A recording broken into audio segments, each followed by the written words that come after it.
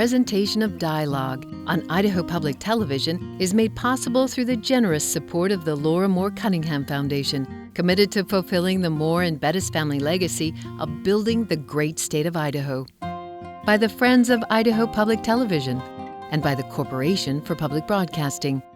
Greatness and success can be learned and taught and understood, and there's a need for greatness and leadership in the world at all times, and I think the more that we can encourage people to think of it as something that they can do, then the more great leadership we'll have. Coming up, a conversation with the founders of an Idaho conference that's trying to make a dent in the future. That's Dialogue next. Stay tuned.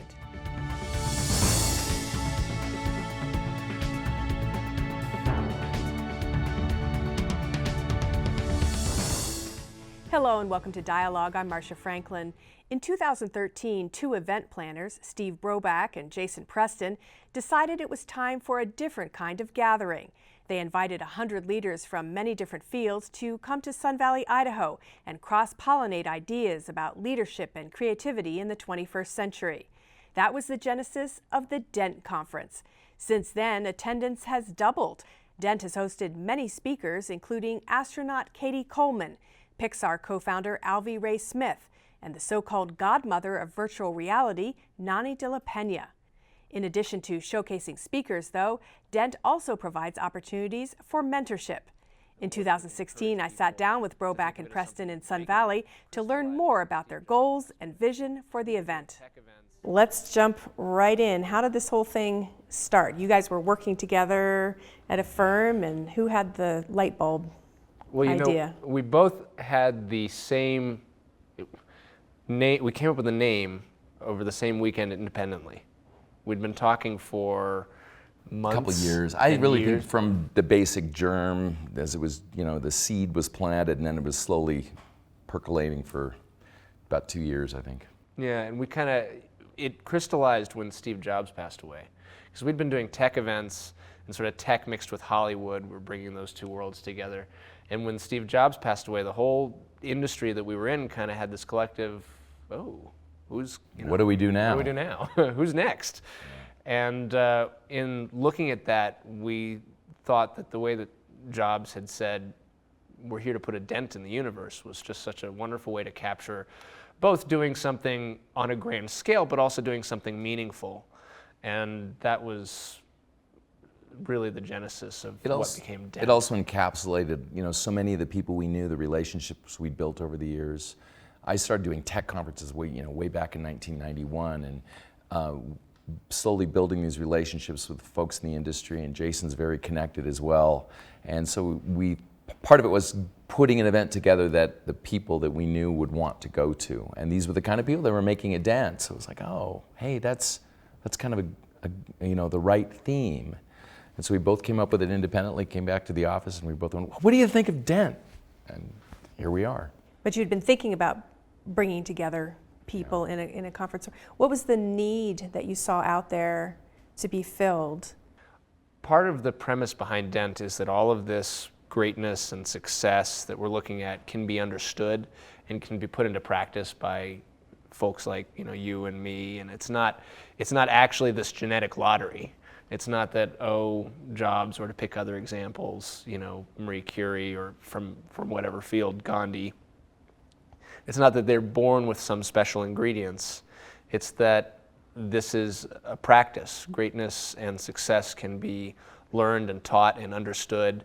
And there's a need for greatness and leadership in the world at all times. And I think the more that we can encourage people to think of it as something that they can do, then the more great leadership we'll have. When you're looking at speakers that fit your theme, how do you assess or deduce that these are people that fit into the rubric of potentially denting the future? So if you go and look at how we organize the topics that we look at, we actually we call them 6 starting points.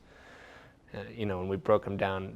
Vision, alchemy refers to this sort of charisma, process, team, or people. And we have these topic areas that we try and fit everything into.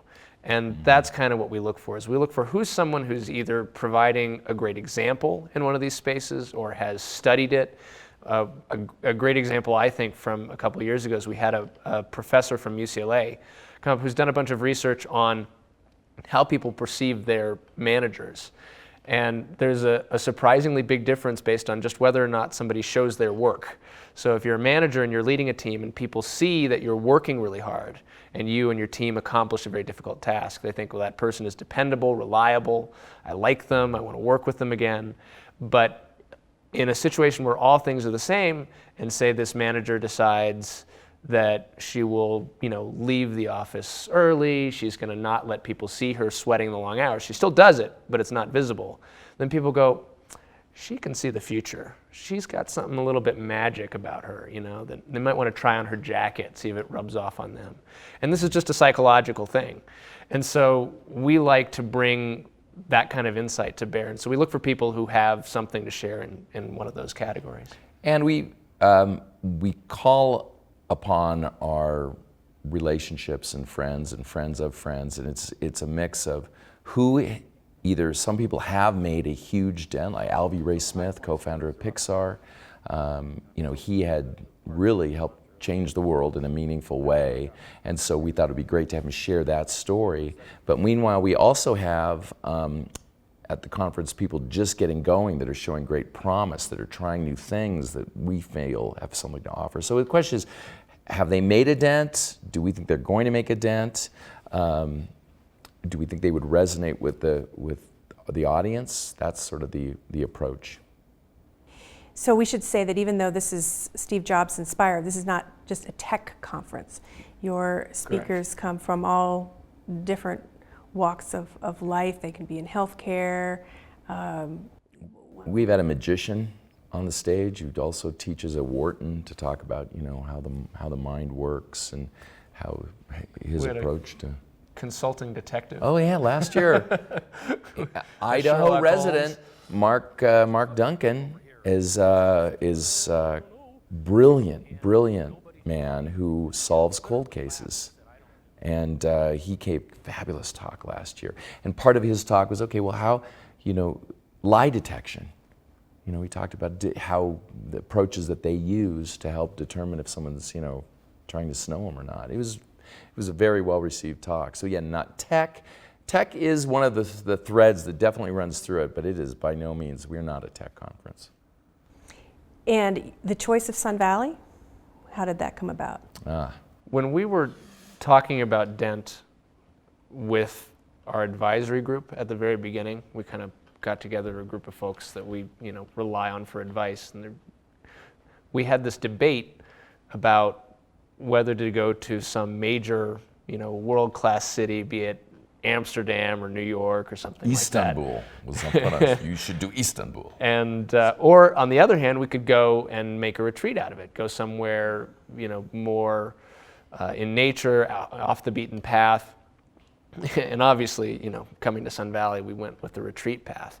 And I think it was a really good decision for the event, because I think that a lot of the power of being at Dent for the attendees and the speakers is having the chance to be outside of their normal environment. And for so many of us, that really is a city. And Sun Valley was, it was on the short list, and we knew it because I've been coming here since 1970.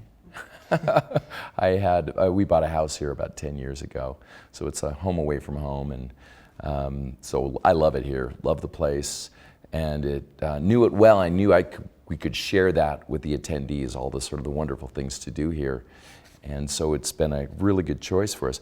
I'd like to interject also that as we talk about the sessions and the speakers, which is what you've started with, which is the place to start, we realized after the first year was that the event, while what's on stage is very important, what really became important was the relationships that were made and the conversations that happened between the attendees. And I think if we were not in a place where everyone was taken out and they can't go running off somewhere else, they can't get on a plane easily and get back to work right away. They're not, how it is. People come in, leave, and that's it. It's not as easy to do that here. So people really get immersed and they have a chance to connect. So I think it was the perfect choice. Let's talk more about your attendees. Where do they come from, and what sectors are they in? What do you know about who enjoys coming to Dent?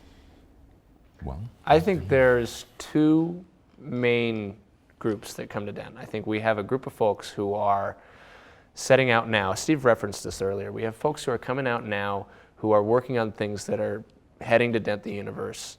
And we have a group of folks who have already done something very significant, have dented the universe.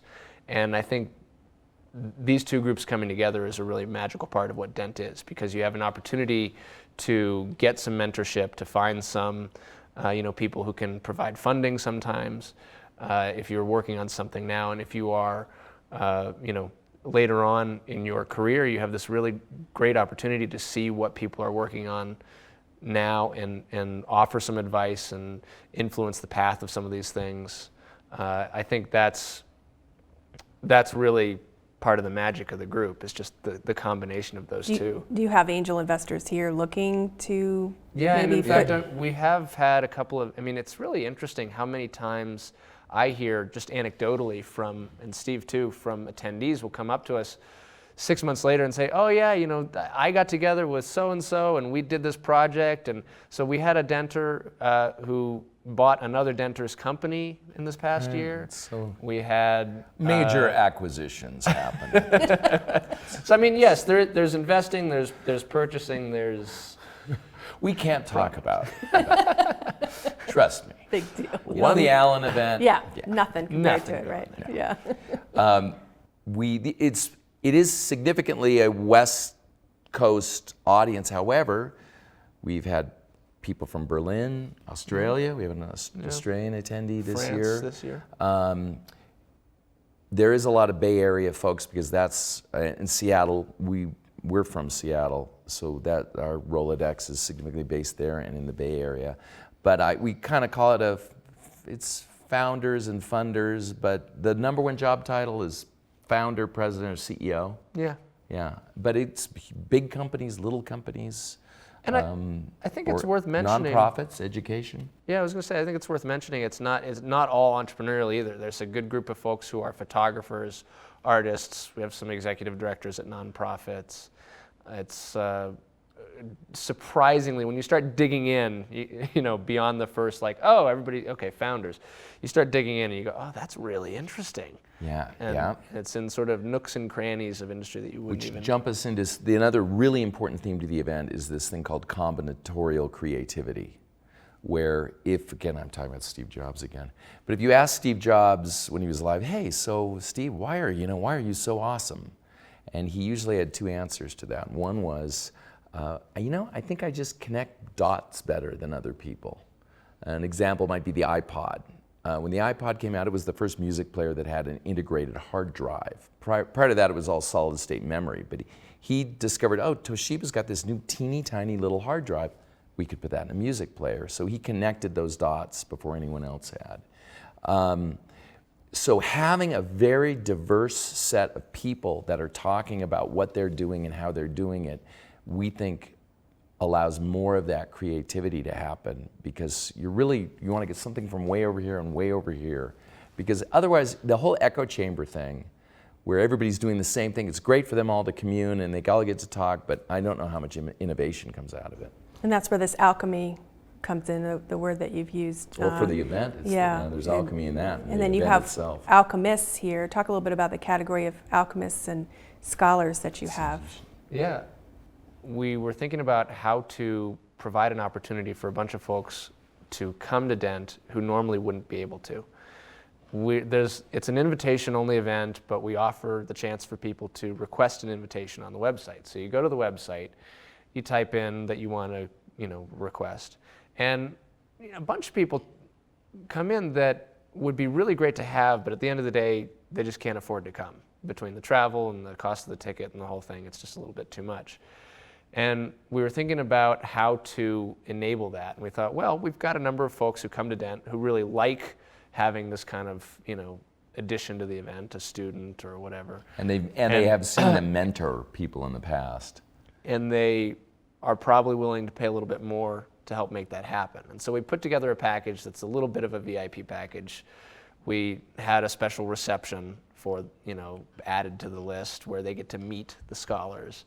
And we take a portion of the money that is a little bit over the top of the normal registration fee and put that towards bringing these, we call them scholars, people who would not otherwise be able to come to Dent. So these are people who help fund Right. the others. So the alchemists fund the scholars, and then we get them all together, and they make magic happen. And what do you have, about 200 attendees? Yeah. And do you anticipate that growing over the years, or would you like to keep it at about that level? It's important that what we really like is that at the moment, every attendee has a good chance of connecting with every other attendee, and that's important.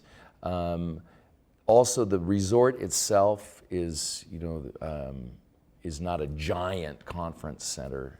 So I think we're going to grow it a little bit. I think we could take upwards to 250, maybe 300, and still not lose the magic. But yeah, we want to keep it at a manageable level.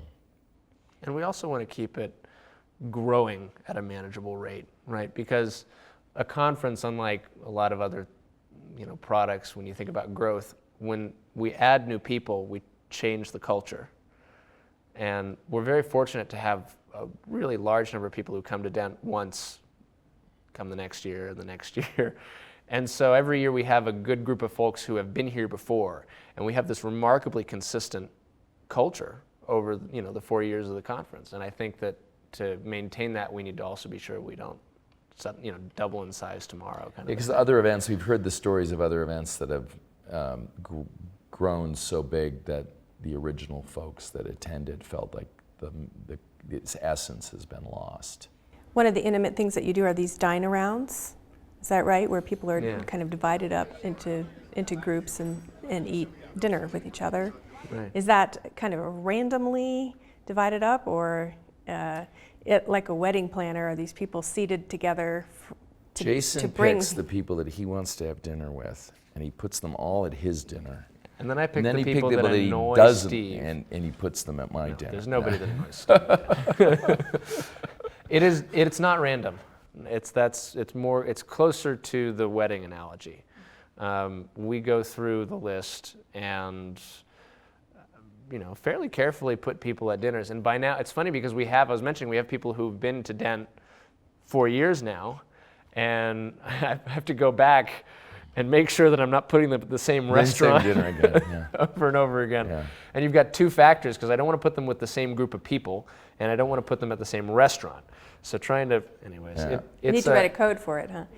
So you're trying to, but you are looking at their resumes or experiences and thinking, oh, this would be a great fit match for them to meet each other. And Hopefully, yeah. Or the other thing is, some people like different types of restaurants, and there's dietary, needs, and so luckily the group is at a manageable level where you can sort of customize that. Is part of the idea with the dine-arounds, though, that there will be this increased ability to converse and maybe come up with some creative ideas? The concept is to subdivide into smaller. I mean, if you think about going to, say, a huge, consumer electronics show, or one of those huge, 150,000 people descend on Las Vegas. If you ever go to one of those and you think about what was the best thing that I did there, I almost guarantee the answer is it's the dinner you had with 4 people, or 6 people. The more you can subdivide an experience, the more personal it becomes and the more powerful it is for the people that have it. Yeah. So we look for areas at Dent where we can subdivide the experience and give people an opportunity to build the kind of relationship that you just can't build at most conferences, and certainly not at a networking event. It's good for the local economy. Things the past few years, there's it hasn't been booming after the the real estate issues that we had a few years ago. So it's good for the economy, good for the attendees, and everybody seems to have a great time. How much participation do you have from people who live in Idaho, either as speakers or attendees, or is this more of an outside group coming in? We very much like to have attendees that are local and even hyper-local. For example, this year we had Sean Shanson, CEO of Health Funder, which is a local Ketchum, Idaho business that's the Ketchum Innovation Center fosters a lot of these startups that are doing cool things. So we try to get those folks on stage. We've had several. Mark Onetto, our first year former VP at Amazon, and we're having super local speakers next year. Mark Duncan, like I said, was an Idaho resident, one of our top-rated speakers of all time. We also offer discounted attendance to at least Blaine County residents. They get half off of whatever the standard ticket is. We're talking right now at the 4th Dent Conference. Where do you see this playing out? You've already talked about wanting to still keep it intimate, not grow it too much. So part of the deal with Dent is that it's been about making aspects of leadership and greatness available to everyone and opening that gateway to people. And one of the areas that we're seeing open up is the final frontier of space. NASA has just said this is available for commercial exploration. They're looking to partner with private enterprise. You know, we have things like SpaceX, we have Blue Origin.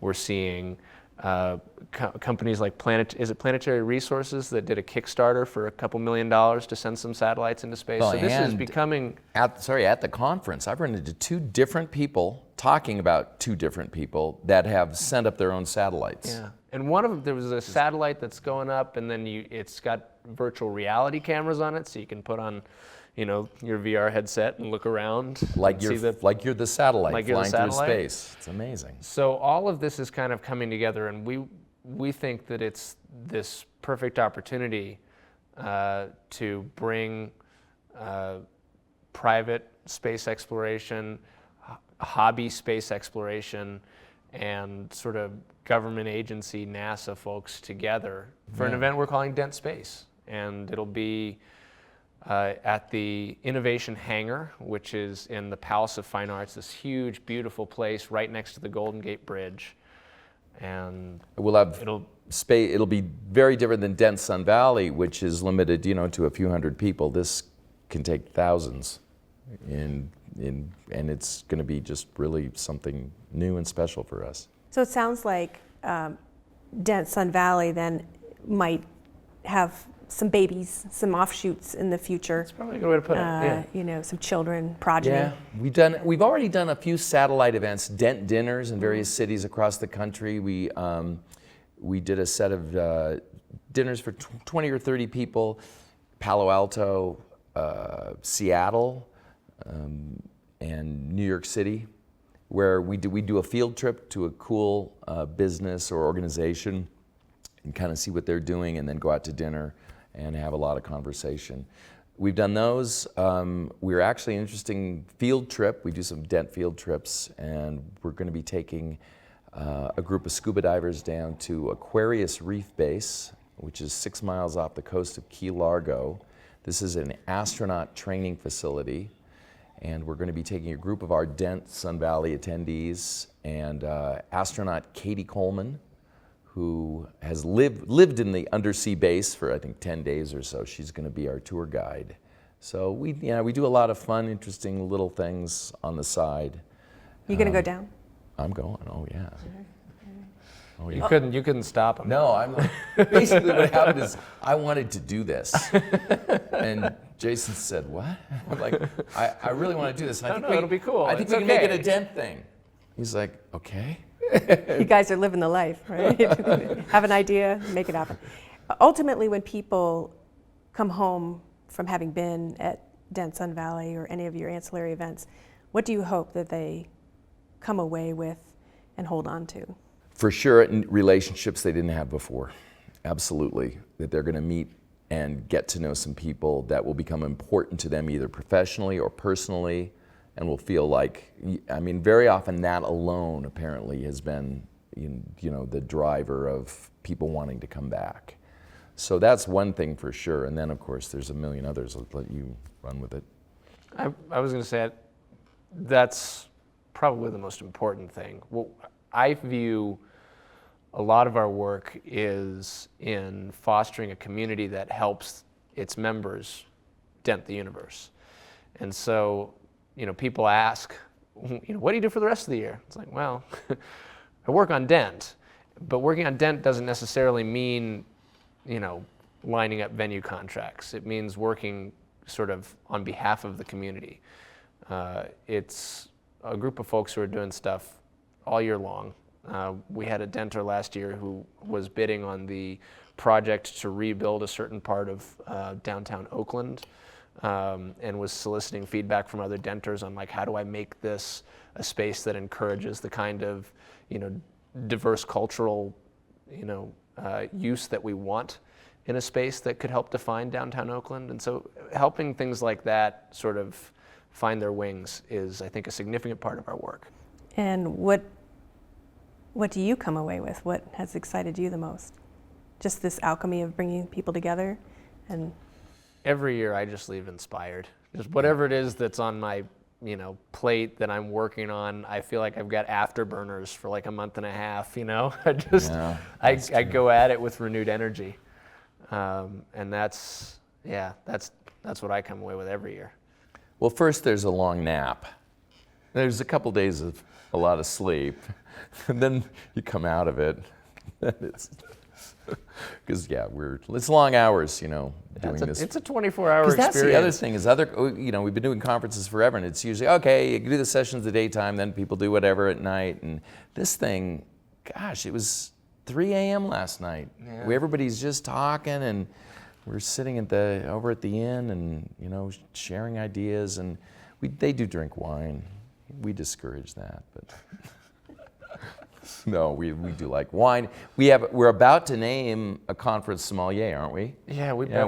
We haven't discussed that yet. But we have a sommelier that's been to the event every year and brings a lot of great wine. I mean, fabulous wine. And he goes, "You should just name me the conference sommelier." And I'm like, "Yeah, we should do that." So we'll figure that out today. Well, you're obviously having a lot of fun and helping inspire others and connect them together. So I want to thank you for taking the time to talk more about the Dent Conference with me and with our viewers. Thanks so much. Oh, Thank you. we're It's just a pleasure. honored to be here. Thank you very much.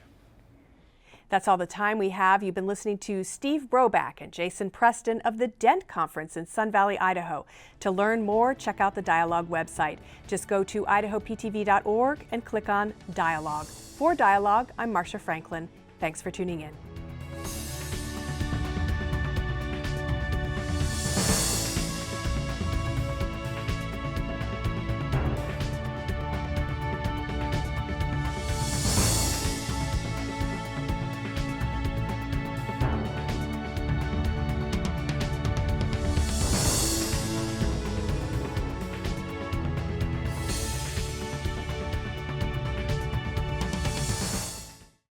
Presentation of Dialogue on Idaho Public Television is made possible through the generous support of the Laura Moore Cunningham Foundation, committed to fulfilling the Moore and Bettis family legacy of building the great state of Idaho. By the Friends of Idaho Public Television and by the Corporation for Public Broadcasting. Check out our website, become a friend on Facebook, or follow us on Twitter.